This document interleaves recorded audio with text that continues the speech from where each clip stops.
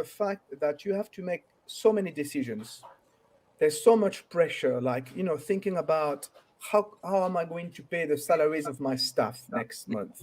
And you think you are the only one who can make those decisions. And I think that adds to this feeling of isolation.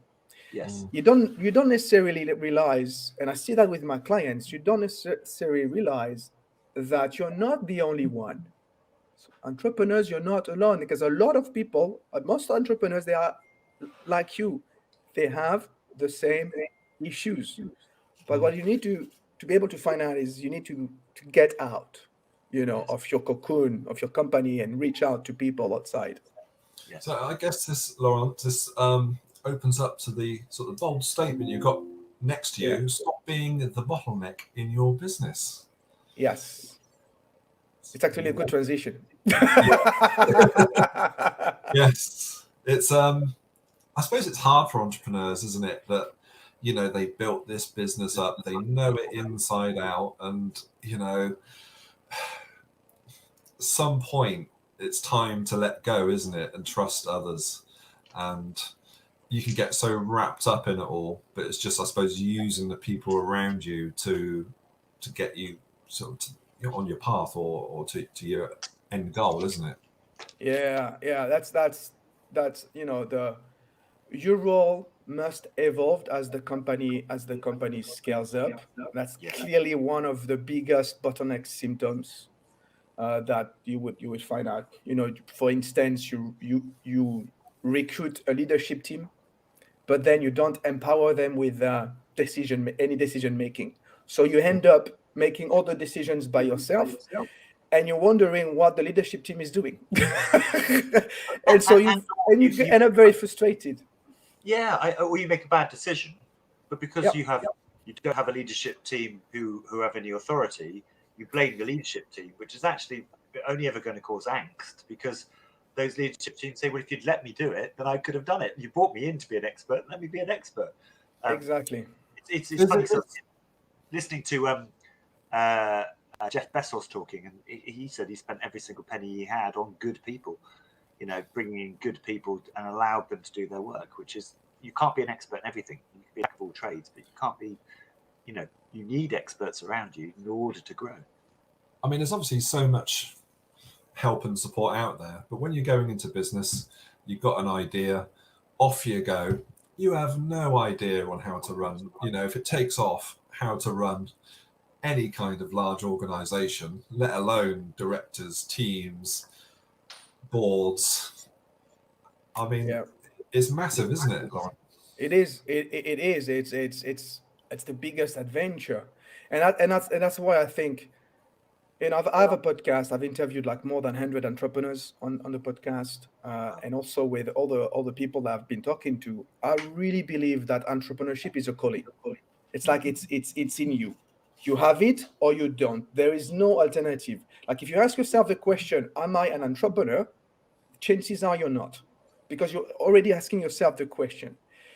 And so it is stronger than you. You like I said, you don't see any other alternative. So that's the number one thing. Like start from the basic. Helps. Have the calling. Sometimes, like for myself, it just takes a bit of time to blossom. For me, in my case, it took like 18 years. But now I don't see a way out of that. That's plus I am totally unemployable. I hear a lot of entrepreneurs say that, Same here. yeah, exactly. And the second thing that is really, really, really important is that entrepreneurship is a mindset. Like it's technical skills are important. As an entrepreneur, you need business skills. Like you need to learn what leadership is about. You need to be really good at financial management. You have no choice. You need to be really good at sales, etc. So you're gonna have to learn all those skills. But Yes. the number one element that you need to pay attention to is your mindset, because it requires grit. Grit is this ability to fall down and get back up again and again and again and again. It's the obviously call this place the Gritty Business Show. So Yeah. one of my when I was going into entrepreneurship after my big stint in being employed, running companies, etc. It was, I came across this term business grit to keep getting up, it's hard. I don't want to do it. It's like, you got to do it, it's just that drive, isn't it? And that's essentially that phrase and that sort of expression of where I was to where I've got to go, and having that business grit was the foundation for the Gritty Business Show and the Coach. So it's, all on those two words, business grit.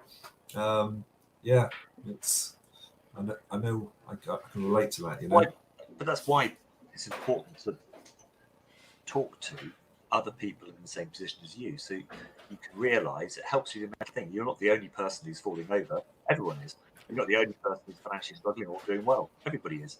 So it's by communities like this where you can sit and talk to other about it, and meeting people like Lawrence who can come and speak to about it, actually gets that mindset right. And the fact that you say, I'm absolutely doing the right thing, even though I may have done the wrong thing recently, I've learned from it and I'm moving forward. So that's actually a strength, not a weakness. Exactly. Failure is part of the game. There's one thing I am sure of, that you're gonna fail. Yeah. So it's going back to this bottleneck business, Lawrence. Yeah.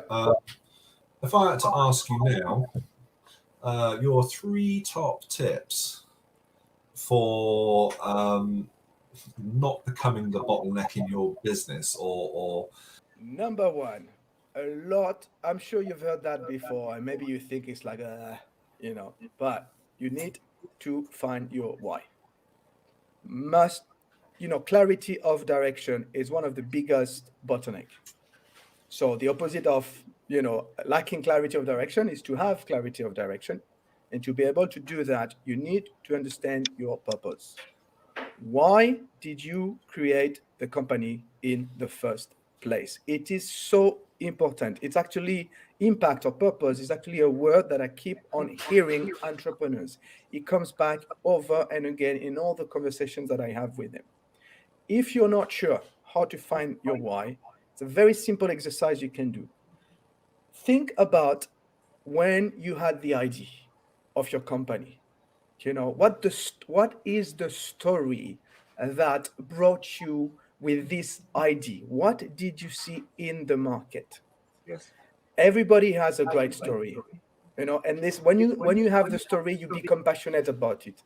That's your why.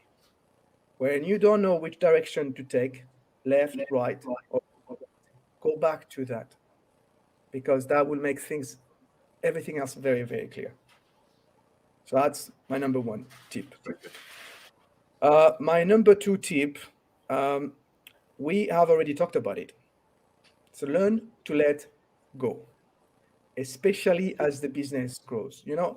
As an entrepreneur, you're gonna get from a space where you do everything by yourself to a place where you're gonna have to build something that does all the things for you. It cannot happen if you don't let go. As we mentioned about before, if you recruit people, well, let them do their work. I remember I had a client. He was afraid of. He was very much involved in project management, and he was telling me, "Well, I love managing clients," but actually, the real reason was that he was afraid of losing quality in terms of the standards of delivery to this client, right? So all the work that we did together is to show him that it was an opportunity for him to, if he was recruiting the right people, he could actually increase the quality of work, and he could do something else, like focusing on the big picture, which is my top tip number 3. You need to take a step back as much as you can, get that helicopter view or this holistic approach so that you can think about strategy. Where am I going? Why am I going there? How are we going to get there? A typical bottleneck issue is the fact that entrepreneurs, they got their heads into the day-to-day operations like that, like you're hitting a wall. Imagine if if you are your body is against a wall, your head is against the wall, the chest is against the wall, you can't move. So if you look left and right or up, you can't see anything. You don't know where the exits are. You don't know how high is the wall. So what you need to do is you need to take 2-3 steps back so that you can see the length of the world, the height of the world, identify where the exits are, or maybe you can climb the wall. Think in terms of solutions. But that's what you need to do as an entrepreneur. This is your job. Take a step back, look at the big picture, make plans.